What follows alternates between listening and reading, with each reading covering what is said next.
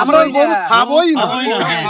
গরু কুরবানি না হওয়ার জন্য সমস্ত পশ্চিমবাংলার মুসলমানরা ছাগলের উপরে ঝাঁপ খেয়েছে, যার জন্য ছাগলের দাম আজকে এত আসমান ছোঁয়া হয়ে গেছে। মাংস 1500 টাকা কেজি হয়ে গেছে। তার জন্য শুধু আমাদের সরকার দায়ী। যে আইনটা পাস করেছে সেই আইনটা যদি আর একটা মাস দিত, তাহলে আজ গরিব মানুষরাও বাঁচতো, সবাই বাঁচতো। প্রভাব পড়েছে, প্রচুর প্রভাব পড়েছে। কত প্রভাব পড়েছে ভাবো না। আমাদের গরুর আর দরকার নেই, নিষিদ্ধ করে দিয়েছে। আমাদের রিকোয়েস্ট এটা মাননীয় সরকারের কাছে, যদি উনি এই গরুটাকে নিষিদ্ধ করে দেয় একেবারে, আর যে বাইরে যে প্রোডাক্ট গুলো ছাড়ছে ওইটাও যদি বন্ধ করে দেয়, আমরা খুব খুশি হব। তাহলে আমাদের জাতীয় পশু হিসাবে ঘোষণা করে দিক, এতে আমরা খুব খুশি হব। কোনো সমস্যা হবে না, আমাদের কোনো সমস্যা নেই।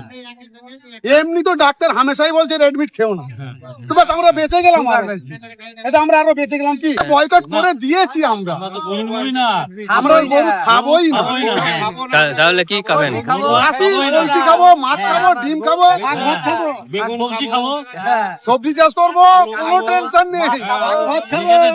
আমরা সমস্ত মুসলিম ভাইয়ের জন্য এইটাই বার্তা, যে সরকার যে নিয়মটা করেছে, যে আইনটা করছে, আইনটা একদম মাথা পেতে আমরা নিয়েছি। যাদের ক্ষতি হয়েছে তিনারা বুঝে নিচ্ছে, আমাদের কোনো ক্ষতি নেই।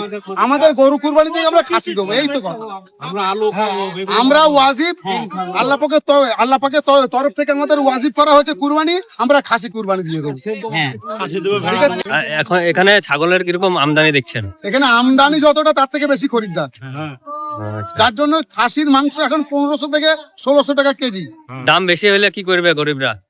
গরিবরা কি করবে? সরকার বুঝবে, আমরা কি বুঝবো? সরকার টাকা দিবে, সরকার টাকা দেবে কি? আপনার নাম? আমার নাম শেখ হাবিবুর রহমান। কোথা থেকে আসছেন? আমি হাওড়া জেলা উলবেড়িয়া থেকে আসছি।